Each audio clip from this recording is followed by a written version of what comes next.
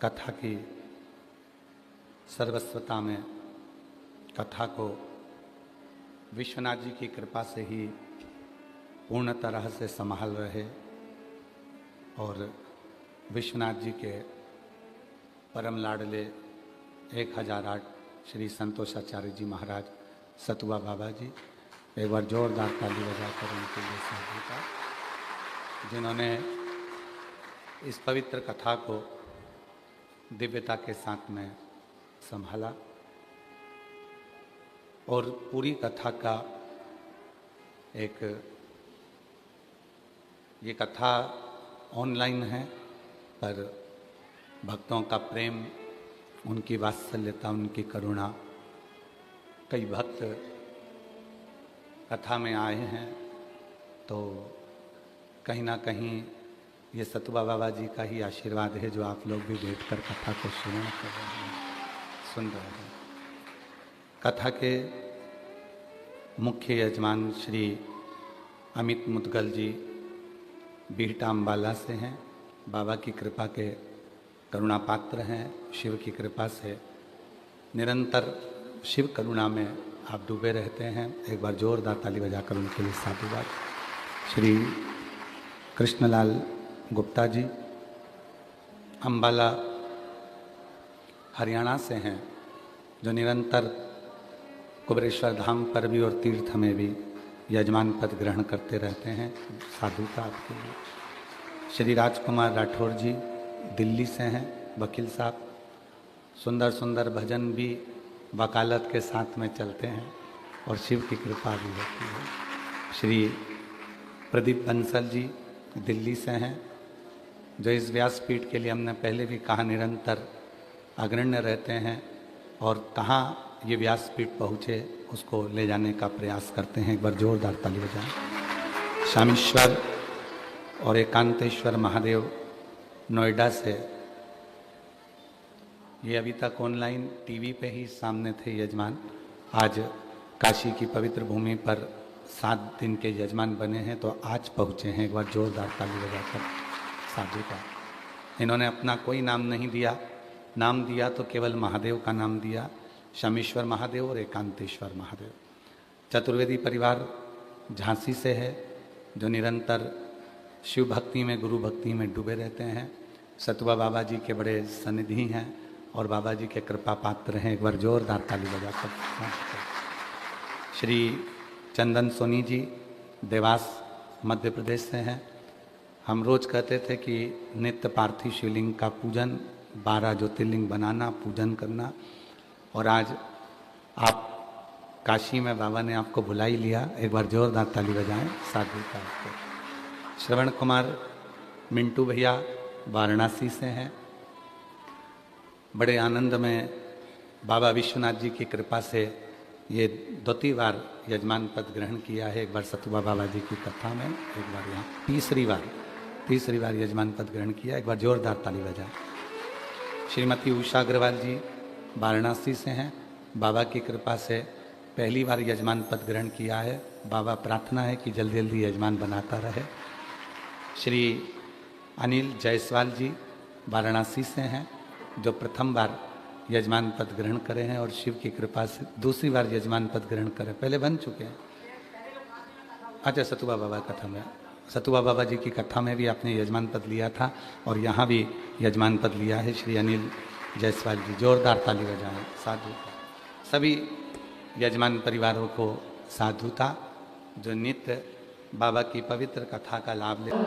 चपटी भूत में खजाना कुबेर, हे गंगाधार मुक्ति द्वार ओंकार भोले ओंकार आयो शक्ति शंभु शिव कथा कह रही है, भगवान शंकर का चरित्र कह रहा है, शिव महापुराण की कथा वर्णन कर रही है, शिव तत्व कह रहा है। एक बार देवादिदेव महादेव भगवान शिव, ये चल रहा है, भगवान शिव माँ गंगा जी के तट पर विराजमान थे। जैसे अभी सतुआ बाबा जी ने कहा कि व्यासपीठ कैलाश मानसरोवर है, जिसमें से अविरल धारा बहती है और वो धारा बहकर आपके पास और हमारे पास पहुंचती है। ये व्यासपीठ निरंतर अपनी धारा में प्रवाहित हो रही है। उसी क्रम में गंगा जी के तट पर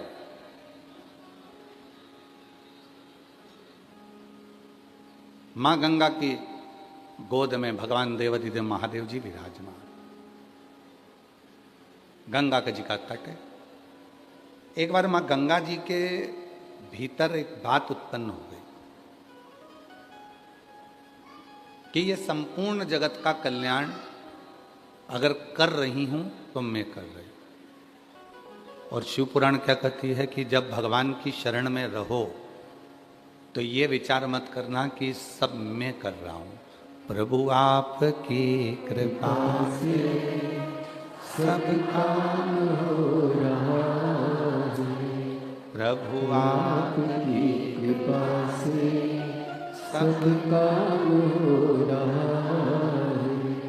करते हो भोले बाबा मेरा नाम हो रहा है। करते हो भोले बाबा मेरा नाम हो रहा है। प्रभु आपकी कृपा से सब काम हो रहा है। तो जो कुछ कर रहा है वो केवल शिव कर रहा है। अभी कल नहीं परसों के दिन की बात है, चतुर्वेदी जी और संजय केसरी जी दोनों अम्बाला वाले भी थे, अपन सब खड़े हुए थे। तो हमने केसरी जी से कहा कि बड़ी कृपा है आप पर, बाबा की भी विश्वनाथ जी की भी, कि जहाँ कथा होती है वहाँ आप एक खंबे की तरह काम करते हो और आगे रहकर कार्य कर लेते हो। तो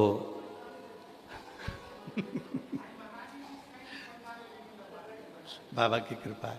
तो संजय केसरी जी बोले, बाबा जी, गुरु जी, हम कुछ नहीं करते पर इतना विश्वास है कि विश्वनाथ सब करवा देता है।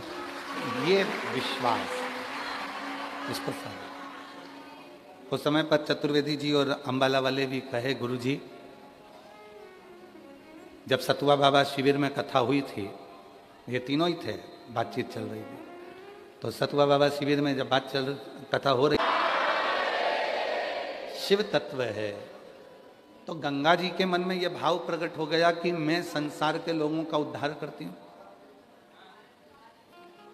मैं संसार के लोगों का उद्धार कर रही हूं, मैं संसार के लोगों का कल्याण कर रही हूं। पर शिव जी ने देखा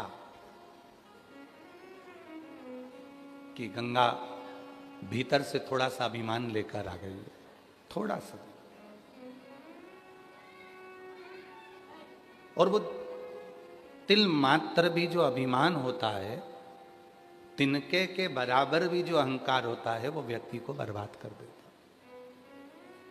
एक रत्ती का भी अहंकार यदि आपके अंदर है तो वो बर्बाद कर देता है, वो नष्ट करने वाला।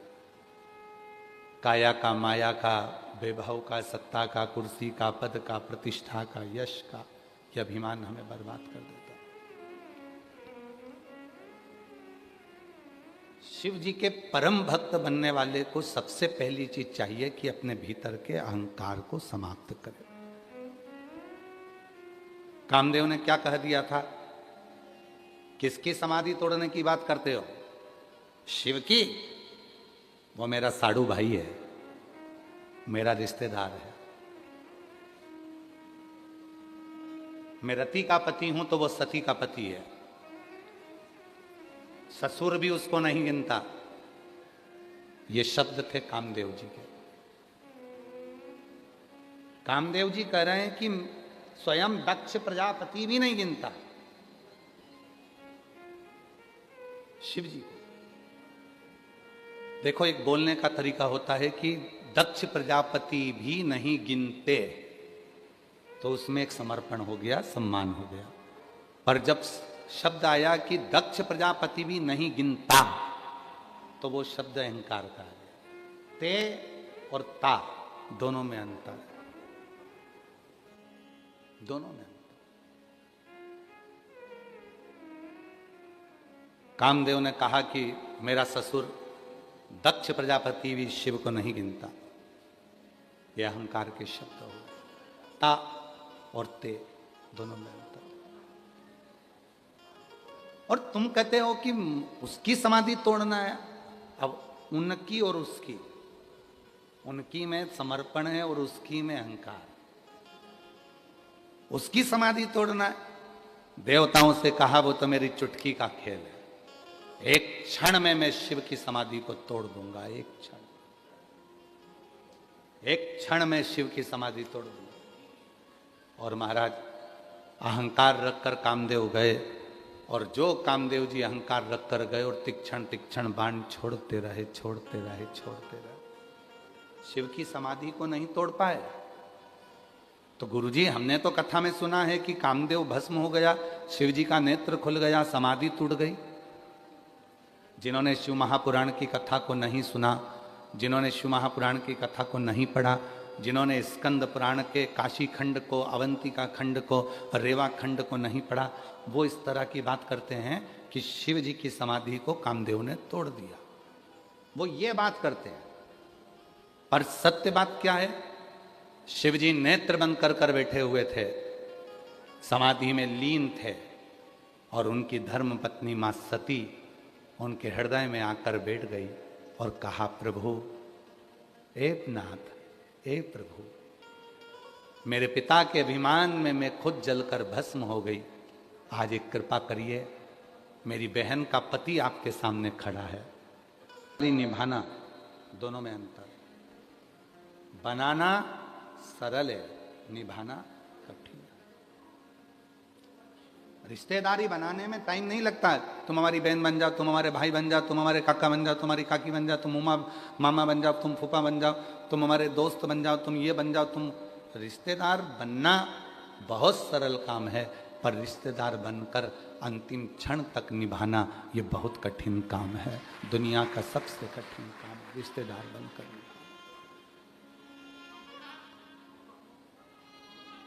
और जितने रिश्तेदार संसार के बनते हैं ये सब छूटने वाले होते हैं। और जब एक रिश्तेदार मेरा विश्वनाथ तुम्हारा बन जाता है तो फिर वो छूटता नहीं है, वो अंतिम क्षण तक निभाता है, अंतिम क्षण। वो रिश्तेदार है। और वो रिश्तेदार जब विश्वनाथ स्वयं बन गए, शिव स्वयं बन गए, तो फिर तुम्हें नहीं निभाना है, अब उसको निभाना, वो निभाए।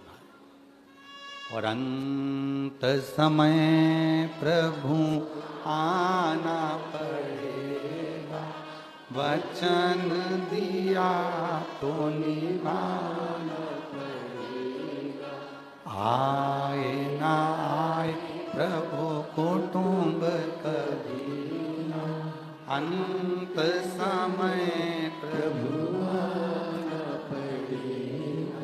वचन दिया तो निभाना पड़ेगा, अंत समय प्रभु आना पड़ेगा। वो रिश्ता, वो नाता, वो कुटुंब, वो कबीला, संसार का जो रिश्ता है वो छोटा है, परमात्मा का जो रिश्ता है वो बड़ा है। और वो रिश्ता अगर एक बार जुड़ गया तो तुम्हारी जिंदगी के जितने टेंशन है वो सारे टेंशन देवाधिदेव महादेव के हो जाएंगे और तुम आनंदित हो जाओगे। बाबा जी, केदार खंड में ये कथा चल रही है, आपने वर्णन किया था। यह कथा केदार खंड के अंदर हो रही है, काशी के केदार गौरी जी का मंदिर है। विश्वनाथ जी की इस परिधि में केदार गौरी का मंदिर एक ऐसा मंदिर है जिसके लिए स्कंद पुराण में काशी खंड में लिखा है कि जब केदार गौरी के मंदिर के अंदर हम 7 कदम चल लेते हैं तो 7 जन्म के अश्वमेध यज्ञ का फल एक ही क्षण में प्राप्त हो जाता है। एक क्षण में प्राप्त हो जाता है। और जिस केदार खंड में कथा चल रही है, जिस केदार खंड में कथा चल रही है काशी के विश्वनाथ जी की कृपा से, केदार गौरी के उस केदार खंड में जो कथा चल रही है, उसके लिए कहा गया कि व्यक्ति के जीवन के जो संचित पाप होते हैं, संचित पाप, कितना सुंदर वृत्तांत है। एक राहगीर काशी आया, एक राहगीर काशी आया, पूरी काशी में भ्रमण किया।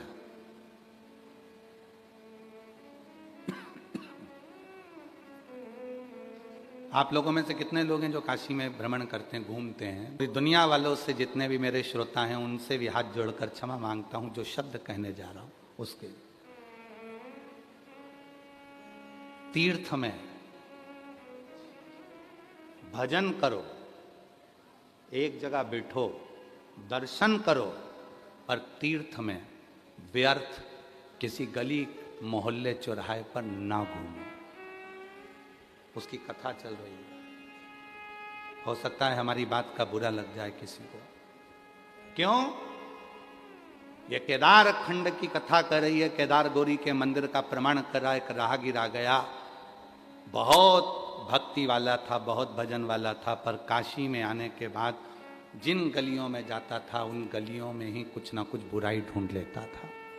इतना कीचड़ पड़ा है, क्या देखा जा रहा है? विश्वनाथ जी की भूमि है, गंदी हो रही है, कचरा पड़ा है, पानी पड़ा है, रास्ते में कीचड़ हो रहा है, ये विश्वनाथ जी की भूमि है। तुम किसको कहना है? किसको बोल रहे हो? विश्वनाथ जी को? विश्वनाथ जी को? विश्वनाथ जी की भूमि है, इतना कचरा हो रहा है। विश्वनाथ जी की भूमि है, ऐसा हो रहा है। विश्वनाथ जी की भूमि है, ऐसा हो रहा है। लोग ब्रज जाते हैं, ब्रज की दर्शन करते हैं, गिरिराज जी की परिक्रमा करते हैं, राधा जी की बरसाने की परिक्रमा करते हैं, ब्रज की परिक्रमा करते हैं। और कई लोग कहते हैं कि हमने परिक्रमा में देखा इतनी गंदगी थी, वहाँ ऐसा पड़ा था, वहाँ वैसा पड़ा था। अरे भाई, एक बार स्कंद पुराण को, काशी खंड को उठाकर पढ़िएगा। राहगीर की कथा कहती है, वो राहगीर आया था तप करने के लिए, आया था भजन करने के लिए, आया था काशी मंत्र जाप करने के लिए, पर वो स्थिर ना रहकर यहाँ वहाँ भ्रमण करा। और भ्रमण करने में उसने सब चीज़ों में गलत देखा। अंत में उसके शरीर में एक रोग हो गया, एक रोग। वो शरीर के एक रोग से ग्रसित हो गया। और रोग भी ऐसा था कि वो रोग साधारण नहीं था, उसका शरीर पूरा गलने लगा, पूरा शरीर। आप तो विश्वनाथ की धरा पर रहते हो तो आपको ये कथा याद होगी। केदार खंड में जो रहते हैं उनको इसमें स्मरण होगा, याद होगा। शरीर में ऐसा रोग हो गया कि वो शरीर का पूरा शरीर धीरे धीरे गलने लगा, और गलने लगा तो वो नीचे की ओर गिरने लगा। बड़ा दुखी हुआ। एक दिन गुहार करने लगा विश्वनाथ जी से, गंगा का स्नान कर कर। मैंने तो सुना था गंगा तरण तारण है, मैंने तो सुना था कि गंगा मुक्ति दे देती है, मैंने तो सुना था कि विश्वनाथ सबके संकट हर लेते हैं, दुख हर लेते हैं, कष्ट हर लेते हैं, इसलिए मैंने ये सुना था। पर मैं तो आज शरीर से ग्रसित हो गया, मैं शरीर से आज बीमारी से ग्रसित हो गया। ये क्यों, किस लिए? तभी एक संत निकल कर जा रहे थे गंगा स्नान कर कर, जो अपनी कुटिया से कभी बाहर नहीं निकलते थे। संत, साधु, सन्यासी, तपस्वी, साधक, उपासक, एक अच्छा शिव का भक्त जिस जगह पर रहता है, अगर काशी में आया है तो उसको दर्शन करना है, दर्शन करके सीधे अपने कक्ष में जाना है, फिर भजन में लग जाना है, फिर किसी दर्शन करने जाना है, सीधे कक्ष में जाना है, भजन में लग जाना है। वो इधर उधर भ्रमण करने के लिए नहीं जाता, घूमने के लिए नहीं जाता। हम भी नहीं निकलते बाबा जी, चंदन भैया निकलना नहीं होता। हम ब्रज भी जाते हैं, बरसाना की परिक्रमा करते हैं, गोवर्धन नाथ जी की परिक्रमा करते हैं, वृंदावन की परिक्रमा करते हैं, मथुरा की परिक्रमा करते हैं, गोकुल की परिक्रमा कर लेते हैं, नंदगांव की परिक्रमा कर लेते हैं हम, परंतु हम परिक्रमा करिए अपने कक्ष में, कक्ष से हम बाहर नहीं, ज्यादा घूमना नहीं। मैंने तो सुना था कि विश्वनाथ जी की है महाराज, गले में एक रुद्राक्ष पड़ा हुआ था लाल धागे में, और तन पर एक लंगोट थी। उसने राहगीर ने रोक लिया महाराज को, तुम रोज गंगा नहाते हो? संत ने कहा नहीं। तुम रोज गंगा नहीं नहाते? नहीं। परंतु मैं तो 15 दिन से देख रहा हूं कि तुम रोज गंगा नहाने के लिए आते हो और गंगा नहा के जाते हो, और तुम झूठ बोल रहे हो काशी में रहकर। कहा मैं गंगा नहीं नहाता, मैं तो मां की गोद में निवेदन करने के लिए आता हूं, मैं गंगा नहीं नहाता। नहाना किसको कहते हैं आपको मालूम है? स्नान में और नहाने में अंतर है बहुत बड़ा, जमीन और आसमान का अंतर है। नहाना कहते हैं पानी को अपने ऊपर डाल लेना, साबुन लगा लेना, सर्फ लगा लेना, उपटन लगा लेना, शैम्पू लगा लेना, इसको नहाना कहते हैं। और स्नान कहते हैं जिस पवित्र नदी में स्नान करने के लिए गए हो, वहां जाकर उस माँ को प्रणाम कर कर कहना कि मेरी जिंदगी के संचित पापों को समाप्त कर देना, मैं तेरी शरण में आया हूं। इसको स्नान करते, इसको स्नान करते। आप रोज नहाते हो? नहीं। मैं 15 दिन से देख रहा हूं, आप रोज निकल कर जाते हो, बाल्टी रहती है, डंडा रहता है, गले में रुद्राक्ष रहता है, लंगोट बंदी रहती है, बालों में से पानी टपकता रहता है, बालों में से पानी टपक रहा है आपके, और झूठ बोल रहे हो। क्या बात क्या है? बोलो। मैं आया था, मैं राहगीर हूं, दूर देश से आया हूं, और यहाँ बाबा विश्वनाथ जी की धरा पर तप करने, साधना करने, व्रत करने, यहाँ मैं नियम धारण करने आया था यहाँ, परंतु मेरे शरीर में रोग हो गया है। तो संत ने कहा इस रोग को लाने वाला कोई दूसरा नहीं है, इस रोग को लाने वाले तुम खुद हो। अगर जिसके घर में आओ ना, उसके घर की तारीफ करो, कभी उसके घर की बुराई नहीं करना चाहिए।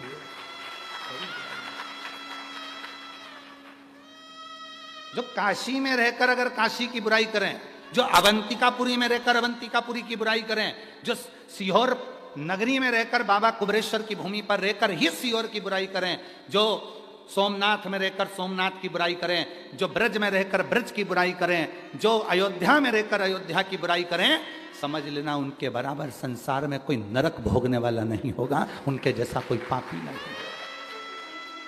आप अच्छाई देखो ना, अच्छाई देखो।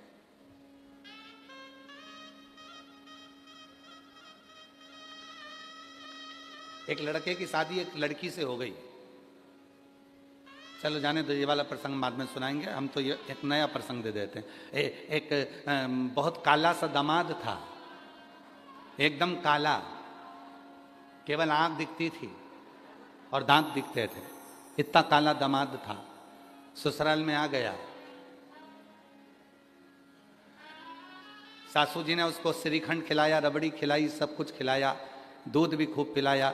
अब एक दिन दामाद जाने लगा तो सास आंख में आंसू भर कर बोली, दामाद जी थोड़े दिन और रुक जाओ, तुम्हारे रहने से हमको भी श्रीखंड खाने को मिल जाएगा, तुम्हारे रहने से हमको भी रबड़ी खाने को मिल जाएगी, खीर खाने को मिल जाएगी। दामाद को अहंकार आ गया, बताओ। सास तो पूछा, मेरे चक्कर में कैसे श्रीखंड खाने को मिल जाएगा, खीर खाने को मिल जाएगी, दूध पीने को मिल जाएगा, दही खाने को मिल जाएगा? कहा, दामाद जी मेरी भैंस का छोरा हुआ था पाड़ा, वो मर गया, पर जब से तुम ससुराल आए हो तुम्हें देखकर भैंस दूध अच्छा दे रही है, भैंस दूध अच्छा दे रही। मतलब सास का दामाद यमुना कहता था। एक दिन बहुत दुखी हुआ तो किसी ज्योतिषाचार्य के पास पहुंचा और ज्योतिषाचार्य से कहा कि मैं तकलीफ में हूं, तो उसने कह दिया कि तुम्हें 7.5 चल रहा है। 7.5? हाँ, 7.5 शनि लगा है। उसने सुनते से ही ज्योतिषाचार्य से कहा कि मुझे 7.5 कभी नहीं लग सकता, क्योंकि मेरी पत्नी का नाम यमुना है और वो शनि महाराज की बहन है। तो मुझे कैसे लग सकता? वो शनि महाराज की बहन है, उसका भी वर्ण काला है, श्याम है, मैं उसको यमुना कहकर पुकारता हूं। अच्छा ही देखिए, तो शनि ने भी हाथ जोड़ लिए कि इसका कुछ नहीं बिगाड़ सकता, क्योंकि इसकी धर्म पत्नी का नाम यमुना है और श्याम वर्ण है इसका, मैं बिगाड़। लोग कहते हैं कि कोई काला है तो उसको काला कहा जाए। अरे भाई जरा स्मरण तो करो, राहु केतु शनि मंगल 4 ग्रह ऐसे होते हैं जो क्रूर ग्रह हैं। उन क्रूर ग्रह ने भी हाथ जोड़े हैं। अगर किसी के शरीर पर काला तिल होता है, किसी के शरीर पर काला स्वरूप होता है, कोई अगर श्याम वर्ण का होता है, तो मंगल शनि राहु और केतु उसके ऊपर कभी चढ़ते ही नहीं है, क्योंकि उसको यम और शनि की बहन का स्वरूप माना जाता है। आज भी नियम है, स्त्री के उल्टे हाथ में अगर काला तिल है तो वो श्रेष्ठ माना जाता है। पुरुष के सीधे हाथ में काला तिल है वो श्रेष्ठ माना जाता है, उसकी श्रेष्ठता होती है, उसको श्रेष्ठ माना जाता है। अब तुम सब अपने अपने हाथ देखने में लग गए। तुम वाराणसी वाले कम थोड़ी ना हो, पक्के ही हो तुम भी है। बोल बम का नारा है। तो यहाँ हमें बुरा नहीं देखना, हमें तो अच्छा देखना है। सर्व है, सब में अच्छा देखिए, सब में श्रेष्ठ देखिए। तो वो जो राहगीर था, उस राहगीर को संत जो निकल कर जा रहे थे, उन संत ने कहा भाई ये अगर बीमारी लगी है, रोग लगा है, तो इसके हकदार तुम खुद हो, कोई दूसरा नहीं। इसके हकदार तुम खुद हो, कोई दूसरा नहीं। कोई दूसरा इसका हकदार नहीं है। मैंने क्या गलती करी? तुमने एक गलती करी। क्या करने आए थे काशी में? भजन करने। क्या करने आए थे काशी में? साधना करने। क्या करने आए थे काशी में? शिव विश्वनाथ जी का भजन दर्शन करने के। क्या कर रहे हो? फिर वही वाली बात आ गई, हम तेरी दुनिया में आकर खो गए, हम तेरी दुनिया में आके खो गए, कर ना पाए हरि भजन और सो गए, कर ना पाए हरि भजन और सो गए।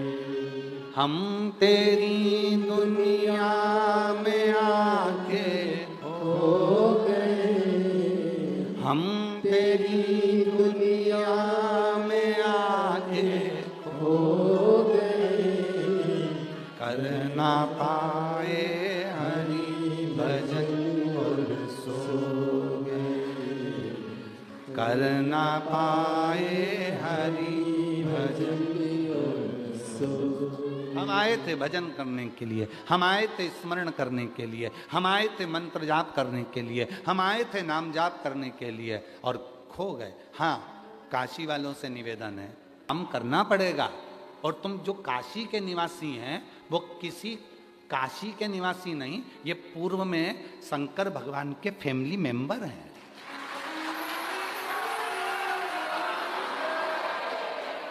ये शिव के फैमिली मेंबर हैं, वरना तुम और काशी में रह लो, मुश्किल है, फालतू की बात।